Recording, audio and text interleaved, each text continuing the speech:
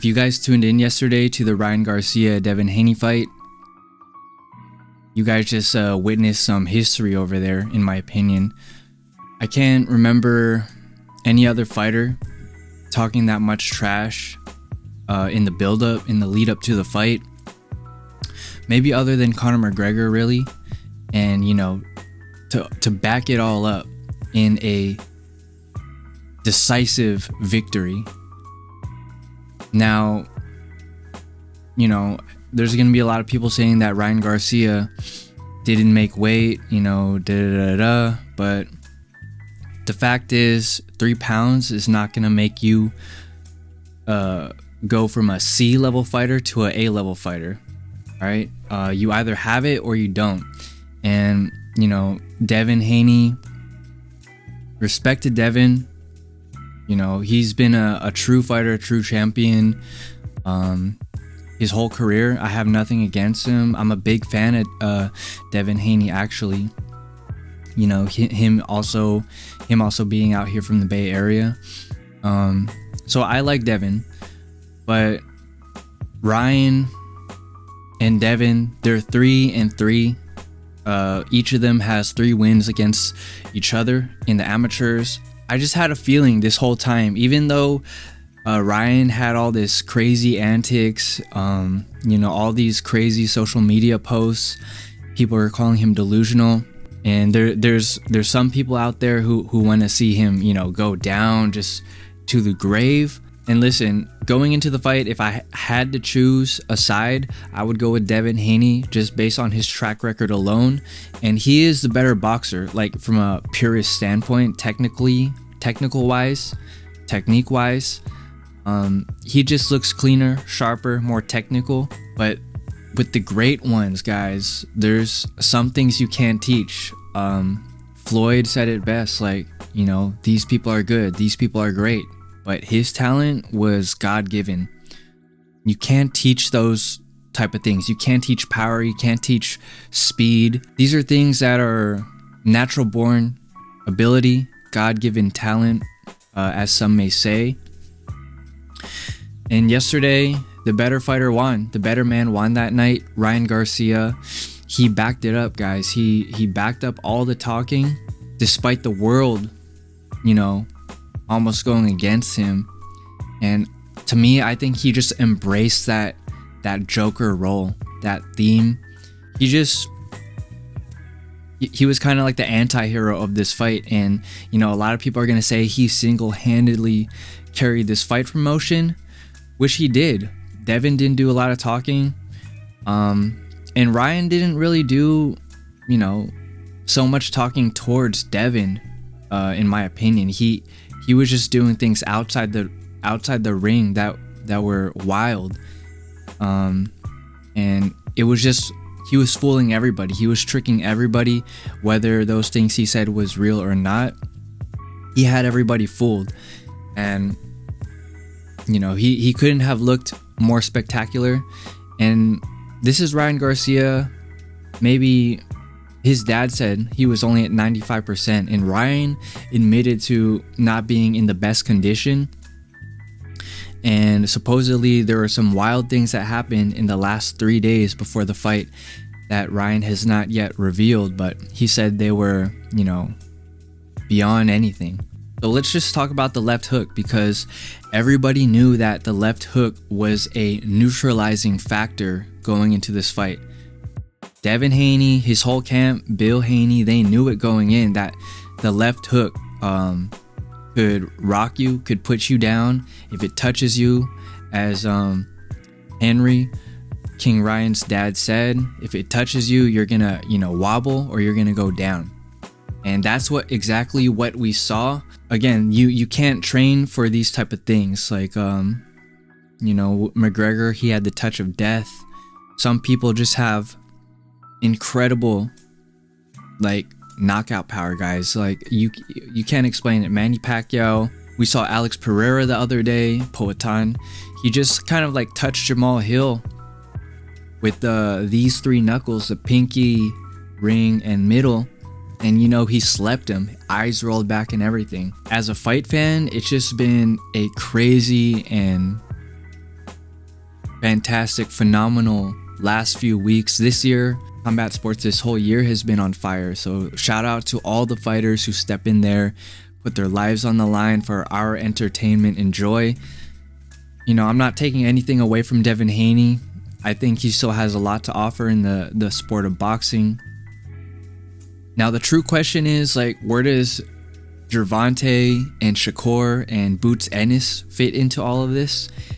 And, you know, King Ryan Garcia, he was saying the whole time that, you know, he was dying to make 135 when he fought Gervonta Davis. There was no rehydration clause, so Ryan was not able to rehydrate, you know, up to his normal or optimal weight in the tank fight.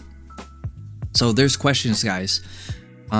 If they fought at 140, 145, 147, or a catch weight, could it have ended up differently? I don't know. Perhaps. There's probably a good chance, because Gervonta himself said that Ryan hits hard, and you can't teach that type of thing in the gym. Hitting hard, you can teach technique, you can clean up, polish up your skill, your movement, but your ability to put someone's lights out, you either have it or you don't. And the greats have said that from the beginning. Do I think that Devin Haney has pillow fists like everyone likes to clown him for? You know, honestly, all these people like to talk on the internet, over the internet, but you put any average keyboard warrior in the ring against Devin Haney, they're gonna get pieced up, whether he has power or not, just based on his IQ, his ring generalship, and his overall, you know, boxing prowess, guys. Like, where I believe Devin Haney lost game plan wise was wanting to stand toe to toe with Ryan Garcia. Devin Haney fought emotional, guys. He wasn't the same fighter. He wasn't calculated. He wasn't playing chess. He was fighting. He wasn't boxing. That was the key, guys. Devin Haney was brawling.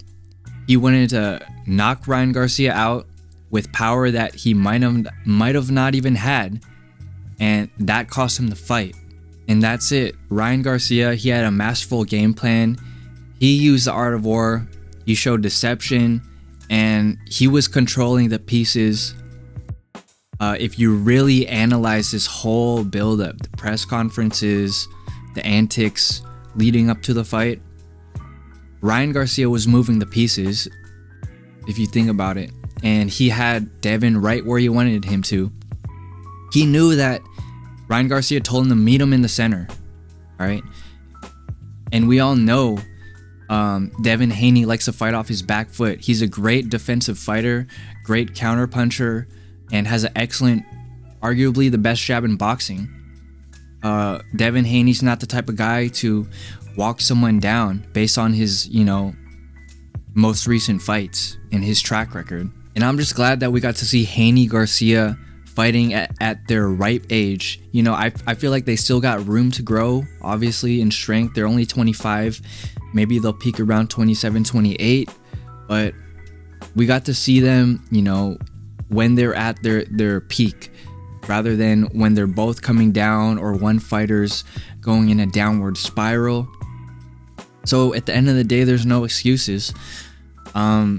Ryan, he got the better of that night, and, you know, hats off to Ryan, guys. He called it as he saw it. He talked the talk and he walked the walk, guys. So now, one thing to note was that Devin Haney, on the pre-fight press conference, like the day or two before the fight, he was looking super drained, eyes sunken in. He was wearing glasses like he was out of the Matrix, but he was looking thin, guys. He was looking like he was already in the weight cut, trying to deprive himself to make weight.